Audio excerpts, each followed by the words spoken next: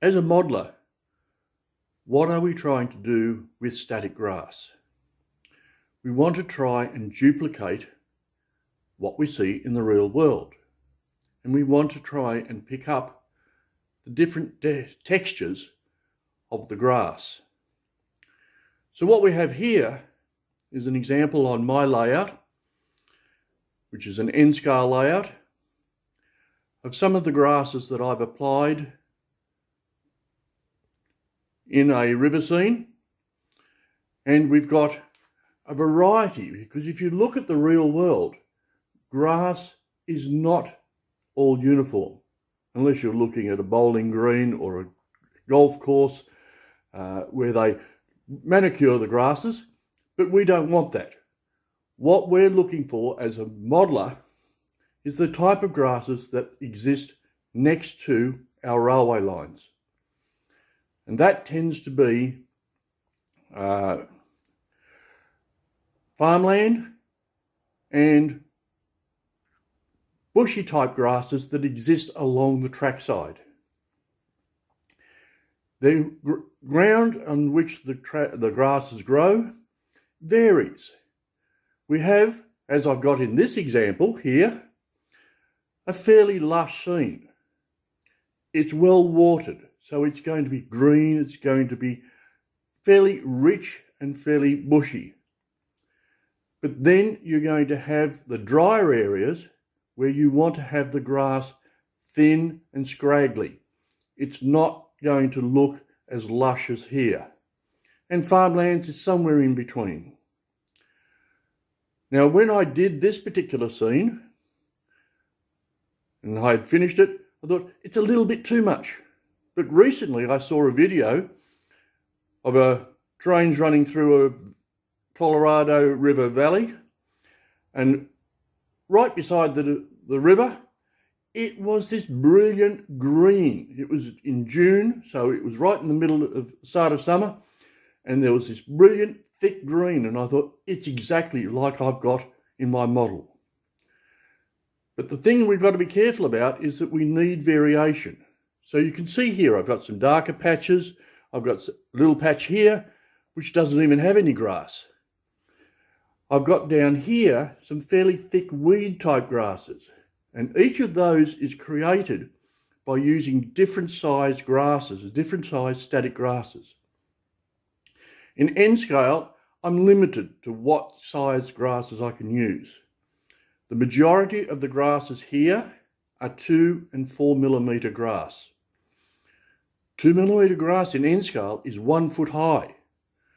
4 millimeter is 2 foot. These weeds down here are 7 millimeter. That's about as tall as I can possibly go. Those of you who are modelling in a bigger scale, the variety of the grasses available really allows you to go and make some decent scenery. N-scale, we're a little bit tight. But this is what we're trying to achieve. We're trying to achieve grass that looks realistic. Other grasses that I've done on my layout, I've used a different sleight of technique, and we end up with quite a mixture here of the grasses, looking very scraggly, looking just like the real grass. Yet another example of just a small touch. Here I've used my 7 millimeter to form the likes of reeds sitting in the water. And effectively what I did with this one was I just put the grass down, let it glue, and then I added my water into the pond. So the water, when you go and look at it, unfortunately we can't see it too much in the camera, the water actually goes in and around the weeds. So it really does look an effective little item which you can do with static grass. So now let's have a look at a couple of methods that I've used to apply static grass for the layout. The first method that I use, and I'm going to be doing a number of different samples working off these bases. All I've done is I've just got a bit of foam board, put a bit of sculptor mold, or sculpt it, the Australian version, on, painted it with a brown acrylic, and I've got a number of these which I'll be showing the different methods. The first method is a fairly simple one. It's commonly used in the UK. I've seen it used in the US as well, and it is basically applying a number of different colours in patches. My standard glue that I use is Mod Podge. I find this is probably the best glue to have around as far as applying static grass, or in fact any grass. And all it is that with this one we just apply. When you're doing large areas you can just put it out, and then it's just a matter of dabbing. Get my hand out of the way. A patch, spread it around, make it as irregular as possible. We'll put another couple over here. But what we're not trying to do is do a general cover over the whole area. I'm just trying to get an area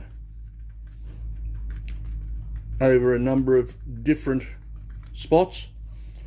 We'll put another bit over here.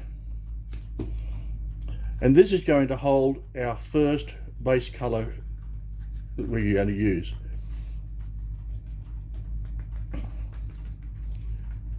And that should do us for the moment.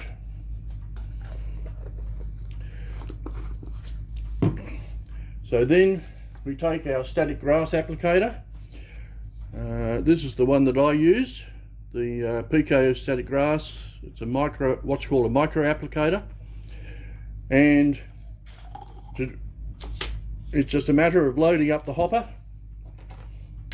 And the grass that I'm initially going to use, if we can get the shine off that one, is a Pico static grass. It's a 2mm, and it's called winter grass. And part of the reason why I like this particular grass is that there is a variance in the colours. In some degree they've pre-mixed this grass. The only problem I have with it is that it tends to clump up a bit when it's in the container. I regularly, with all my static grass, is that I take it out of the packets, because it's always difficult to apply, and put them into little containers like this. Part of the reason is it's a lot easier then to restore, because static grass goes everywhere. So we just have to put in a bit. Despite the size of this container, I find 1/3 full is the maximum you need to want to put in, because anything more than that, it tends to restrict the amount that comes out. And with the static grass applicator, it's just a matter of, we've got the negative, put it down into the glue, turn the power on, and apply the grass. I find that with the small amount, it tends to come out a lot easier, and it's as simple as that to add. I mean, static grass is easy to add. I normally leave that for about 5 minutes, and we'll come back to that in just a minute. Okay, we've left this to dry for about 10 minutes, and because it's just a little diorama, I could just easily just turn it upside down and tap out the surplus. But I have a tendency to want to do one other thing which I find helps with the grass, and that is apply a vacuum. And I've got a little portable vacuum cleaner which I've put a pair of tights over, courtesy of my daughter.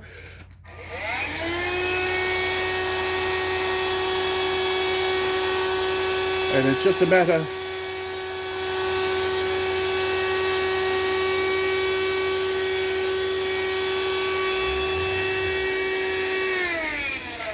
And what it does in the tights is that it captures it all on there, and I can then apply that back into the bowl.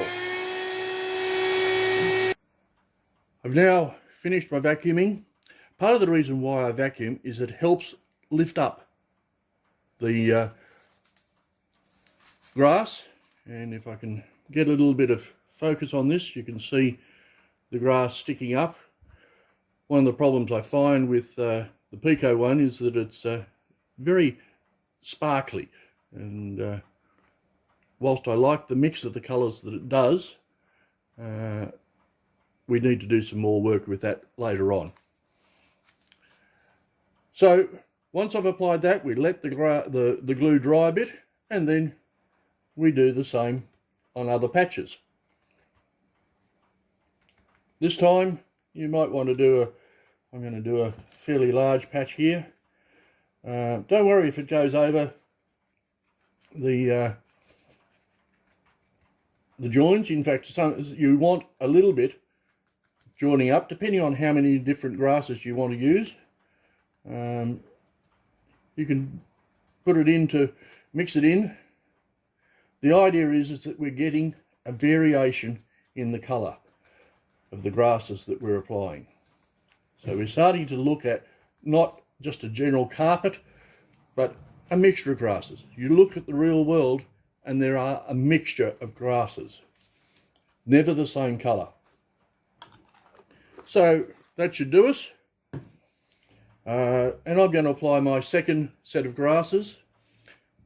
And this one I'm using Woodland Scenics 2mm medium green.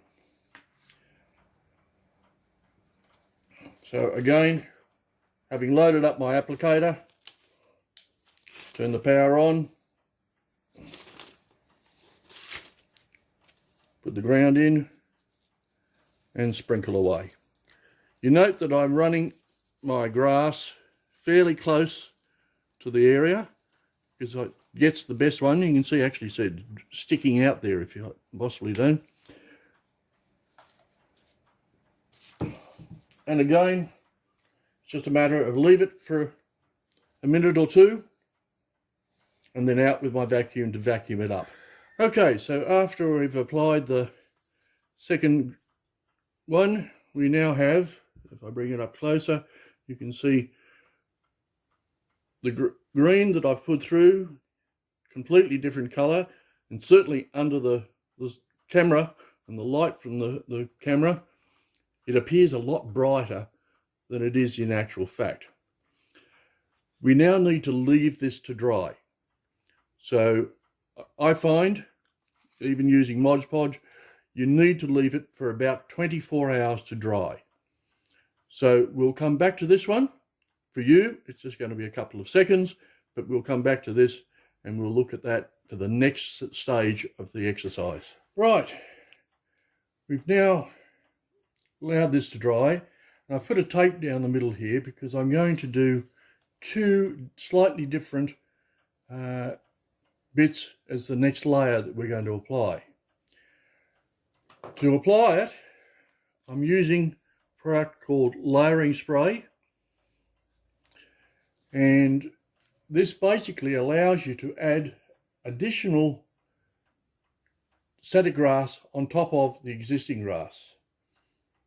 So I'm just going to give this a spray, and the newspaper is there to protect my work surface from an overspray.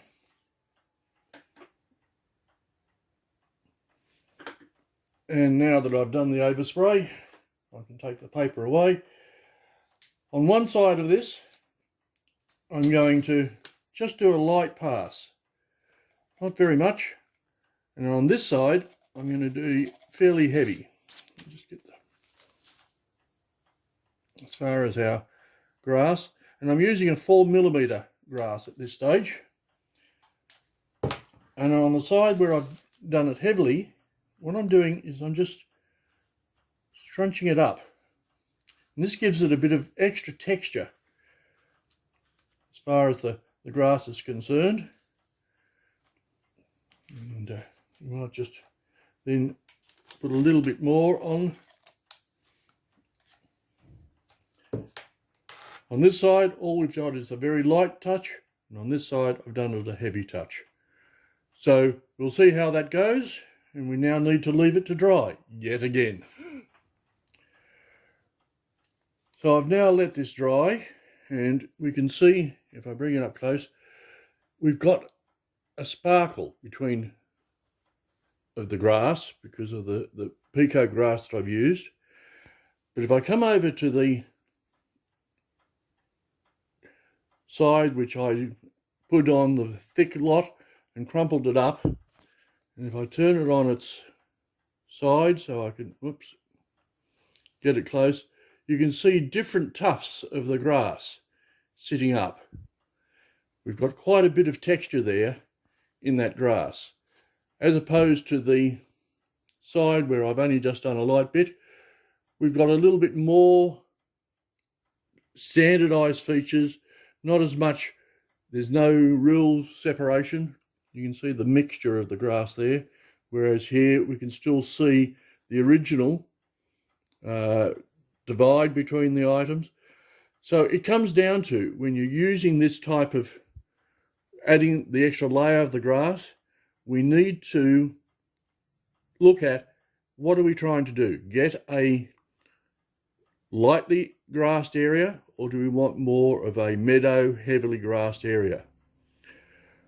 Our next issue is, of course, is to get rid of this particular colour scheme, the fact that the grass is showing brightly into the light. And we're now going to deal with that. So, I've now sprayed the grass with a matte spray. It's a matte medium, and this finishes the, puts a coating on, a matte coating, and when I bring it up to the close to the area, you can see no shine. So it's not a problem. There is one thing that I also noticed as I was doing this, and I'm bringing it up very close here. You can see down here bits of fibre sitting on the side. That's as a result of the layering spray. Layering spray goes everywhere. So if you're putting it on the layout, make sure that you do mask track work, buildings, areas where you do not want static grass to be applied. Because if you don't, and you then use the layering spray, you're going to have static grass stuck there somehow. And static grass goes everywhere. No matter how hard you try. You can see I've got this big paper here to catch the fibres. So just be careful. Don't let overspray of the layering glue spray. Don't let it fall on areas that you don't want grass. Now I'm going to do one more little task here on this grass. And it's a very simple little point. Normally when you have grasses growing, you always seem to end up with dandelions or some form of grass that has small flowers. So what I'm doing is I'm taking a small brush and I'm trying to get most of the glue off the brush. So I'm trying to do a effectively dry brush technique, and I'm looking for areas where the grasses are sticking up. And all I'm trying to do is get some glue, small amount of glue, onto the very tips of the grass.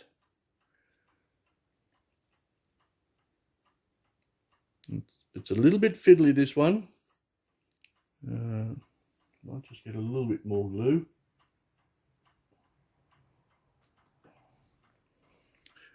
So all I'm doing is putting in tiny bits of glue right on the top of the grass. Don't want it going down to the bottom. I want it just on the top. That should, just for the example. And then taking some Woodland Scenics flowers It's just a matter of sprinkling the flowers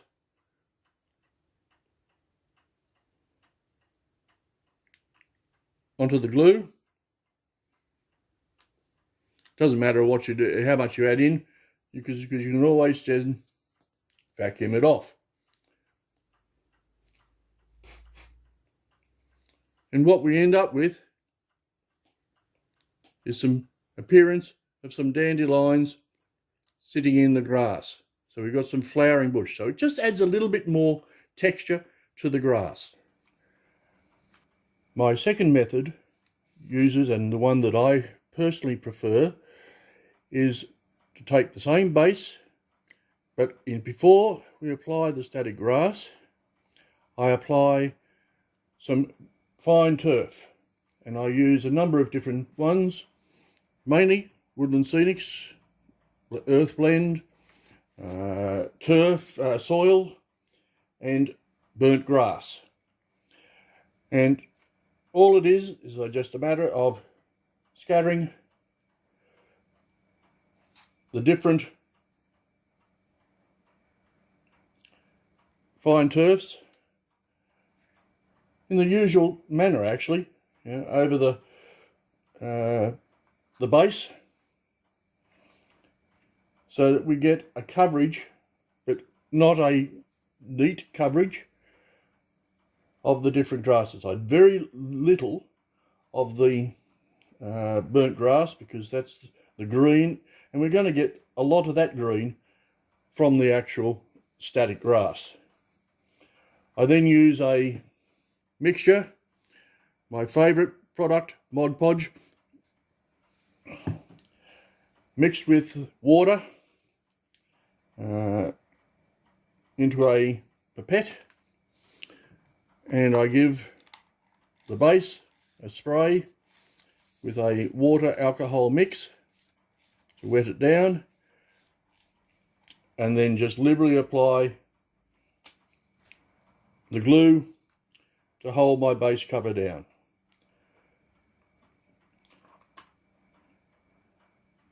Oops. So this provides effectively an underlay to the static grass. So we just don't have the brown of the ground, the painted ground. We now have slight variances depending on the item. That should do us. And we'll just leave that to dry before we apply any of the static grass. Now that our base cover is dry, we're now going to start applying static grass. And I'm going to use a watered half and half mix with Mod Podge, and I'm using a fairly old brush. Now this particular methodology of applying static grass was first suggested to me by Martin Welberg, and he has some very interesting ideas in regards to using static grass. And by having this brush like this, it's various points, it then means we dip it in. All we're going to do is just random drops around the item. So in some respects, it's like the first method that I'm doing. That should do it. But in a much smaller environment. So I'm now going to apply a mixture of a light green and straw over the grass.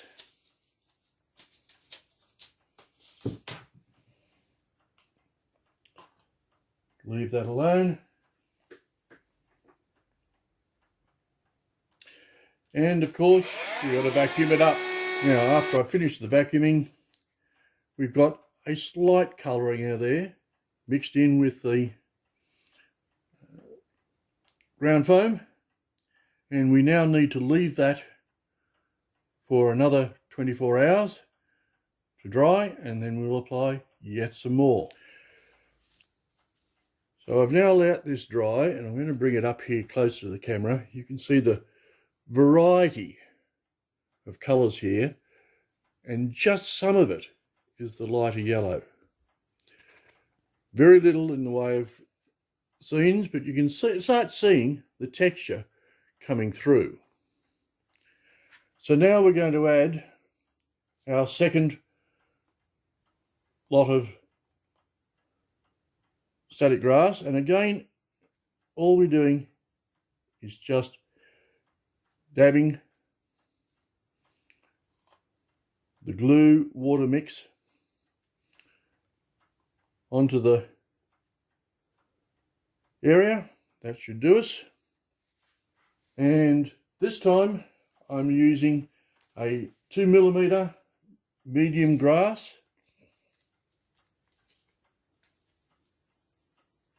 and we wave it over the top. Doesn't need to be a heavy layer, just needs to be a coverage. And now we go through yet again, vacuum it up, clean it up, and let it dry. I've now finished our rough pasture look, and as you can see, it's quite a mixture of grasses. Still some bare ground in here. I've added, this is actually now some 5 different coats of different grasses. And I could probably put in, that's a little bit green there, but I'm going to have a couple of techniques I'm going to show you that will improve that particular environment.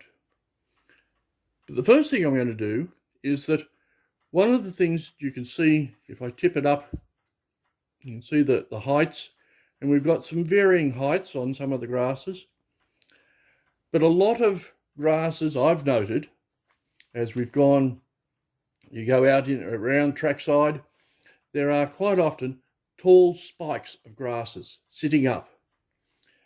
And the way I duplicate that is I take one toothpick, the glue, could also use a bamboo skewer, and then in patches of grasses where I want to add some, I just put in a spot of glue. Not a much, just got to put in a spot. I'll try and get it up so that you can see it. Might put in just a couple more. We might put one up here, and another one in there, I think. So all I've done is I've just put some small spikes of grass, and then, of course,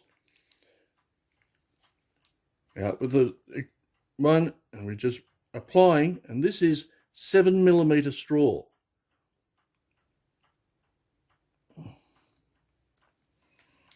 And it doesn't look very good at the present moment, but I'll vacuum that up and then I'll show you the results. So I've applied it, I've vacuumed up most of the grasses. I've still got a couple of pieces floating around here. But if I come up close to the tufts, you can see the grasses there. And if I tip it, you can see the edges. You can see the spikes standing up. And you can actually, while the glue is still there, we can actually get in and even push in a couple of the longer stems and push them up, so that we get the grass standing up, which is what we're looking for. You probably can't see very well on the camera, but what I'm doing is I've just still standing up a couple of the spikes.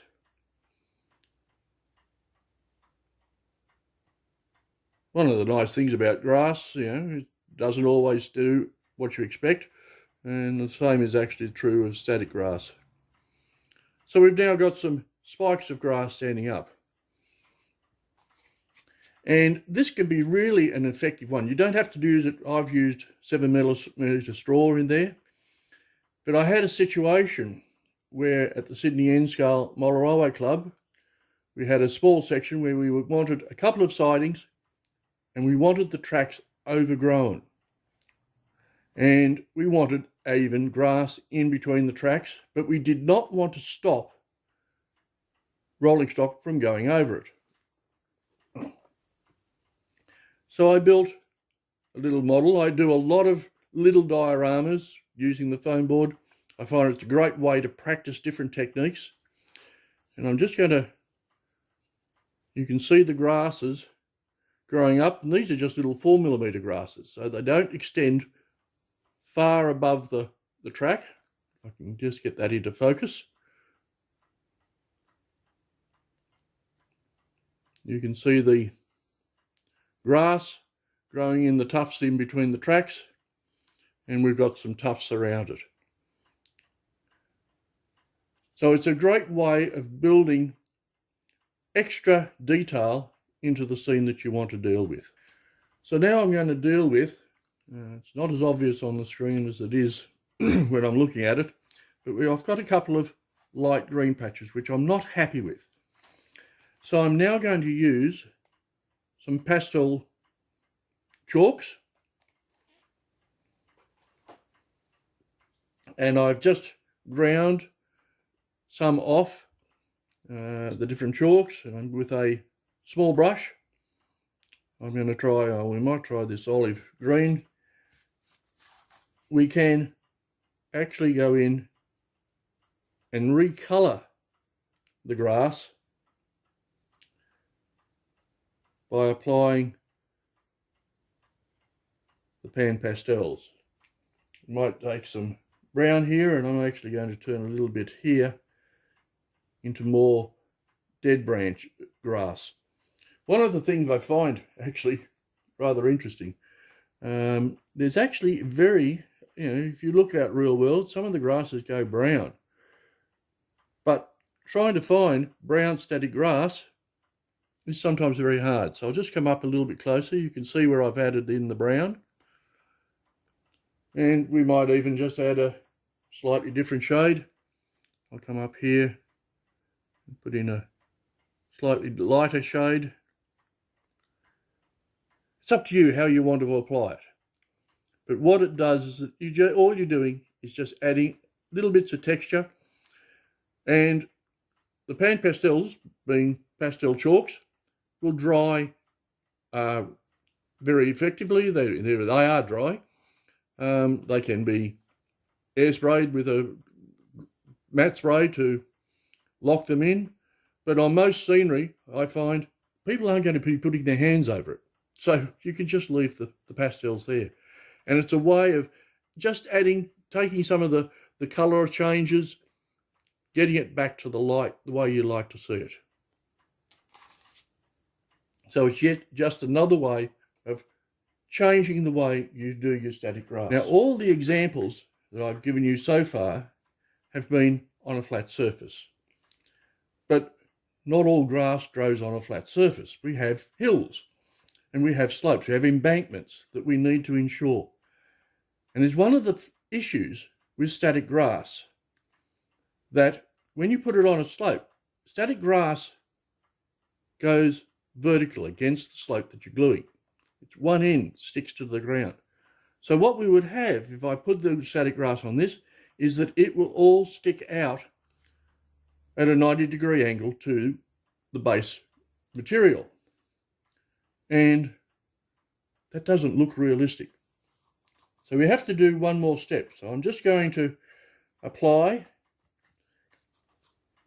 This is another diorama that I'm doing at the present moment. I want to try out different techniques to put grass in and around rocks.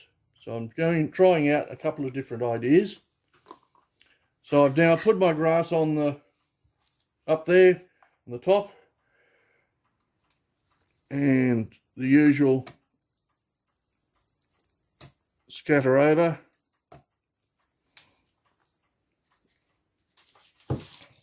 And I'm going to cheat this time. I'm just going to tip it out.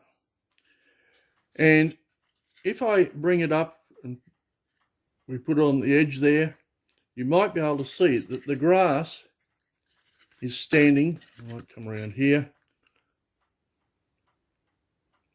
The grass is standing up at an angle, but that's not what we want. Grass grows vertically.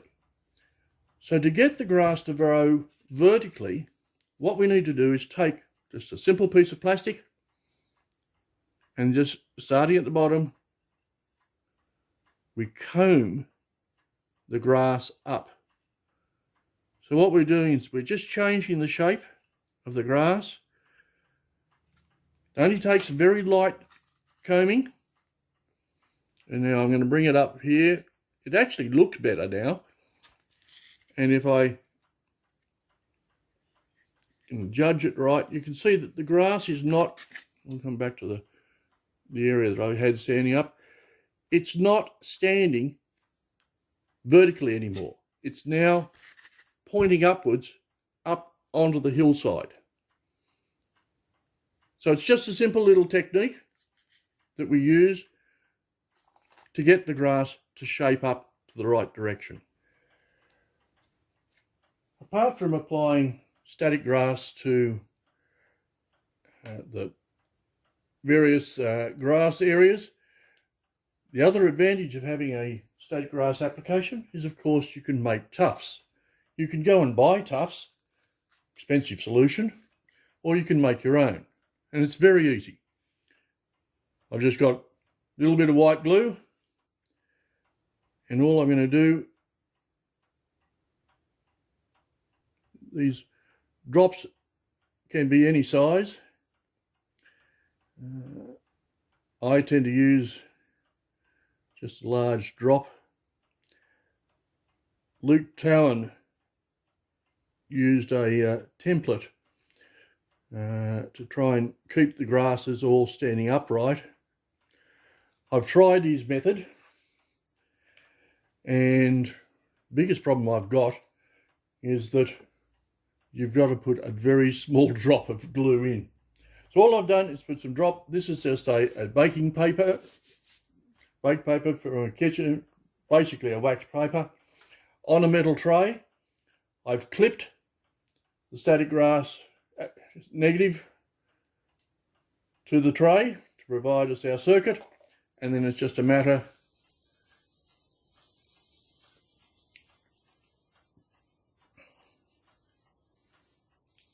of applying our grasses, a mixture of 2mm, 4mm and 7mm, and we'll just give that a vacuum to try and get the grasses standing up. And now I've taken off the grass. I'll bring it up as close as I can to the camera, and you can see the tufts sticking out, but we now need to leave that to dry, and then we can apply it to our layout as various tufts of grass. Surprising how well they come out. And after this one, I'll show you how I've used some of these tufts on the Sydney N-Scale Model Railway Club's layout.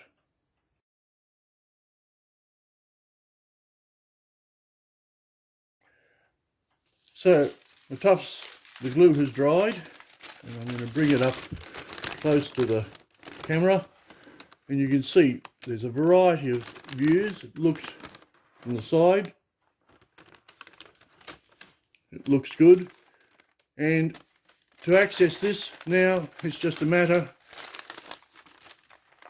of peeling that off, and then on the base, gluing that onto wherever you want to put it. So, who provides static grass? There's effectively 6 manufacturers,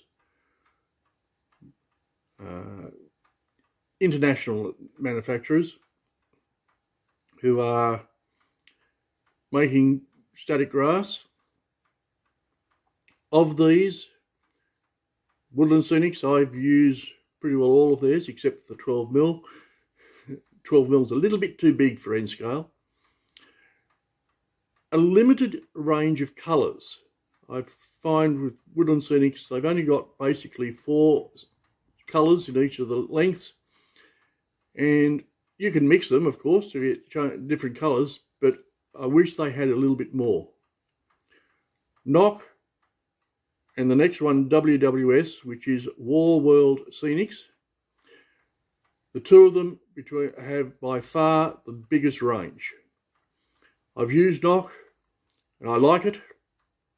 And there's a good variety of colours in the Knock range.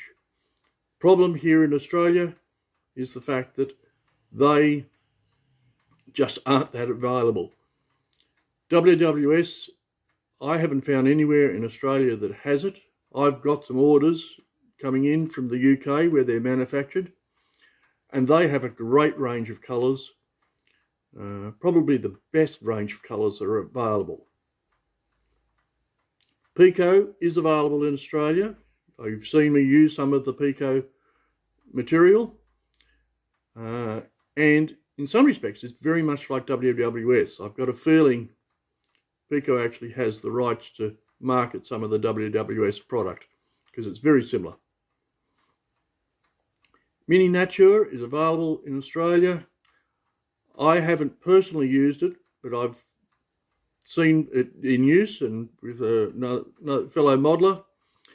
Not too happy with the colours that are available. I didn't feel they really reflected the types of grasses that you would see in Australia or in even the US.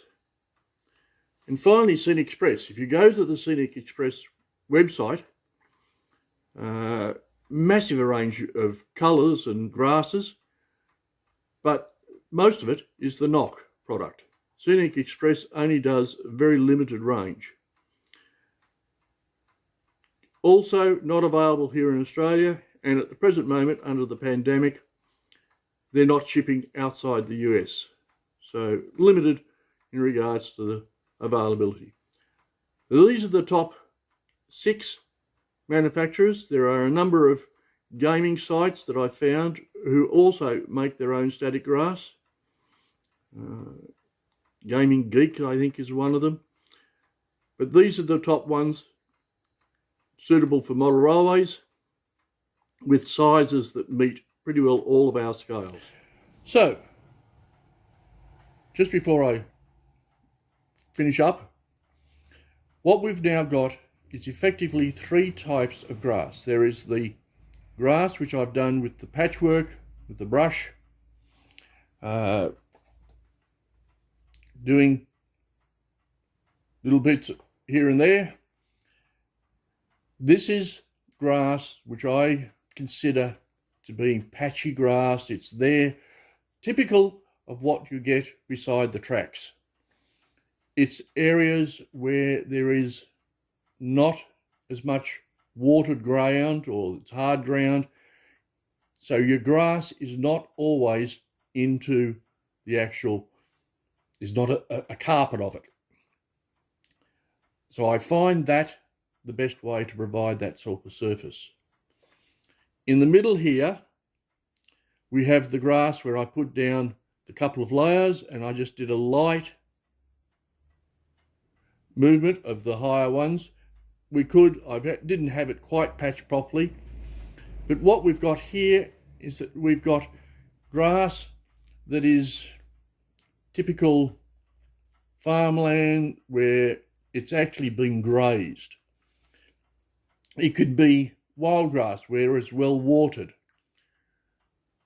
And then finally, we've got the grass which has been thickly put on, it's been scrunched up to get different mounds, and that's meadows. It's the type of grass that you get, again, farmland, where the farmer has basically let the grass grow. He hasn't put any cattle in there or sheep, anything to graze to reduce the grass. It's just letting it grow, the ground lying fallow, and therefore we get lots and lots of clumps of grass. So there's different methods to give you the different outlook. And it's just a matter of deciding which one do you want to use. it's a situation where it's up to you. 50 years ago, when we were doing scenery work, we used dyed sawdust to represent our grass. Then along came the likes of Woodland Scenics and its other people who provide us with ground foam, fine turf, coarse turf, and suddenly we were able to better represent grasses. Static grass is now just the extension. It's the next step. So when you're using static grass, you are basically doing exactly the same as you did with your fine turf, your coarse turf, except now we're doing it with a material that enables us to have a more realistic look as far as the scenery is concerned. I actually saw just recently a video of a modeler in Sweden who was using 2mm grass to represent, and he was just putting tiny little beads of glue down on the surface to represent cracks in the concrete and the grass growing up through the cracks. Now in N scale, 2mm is just a little bit too big for that sort of representation. I would have used fine turf. But I've just recently ordered some 1mm grass from WWS, War World Scenics, and on getting that, I'm going to be out doing some experimentation, and I'm certainly going to be adding some grass to cracks in the concretes that I've got on my layout, because I think the 1mm will represent that sort of grass. It's just a matter of what you're looking at in real life.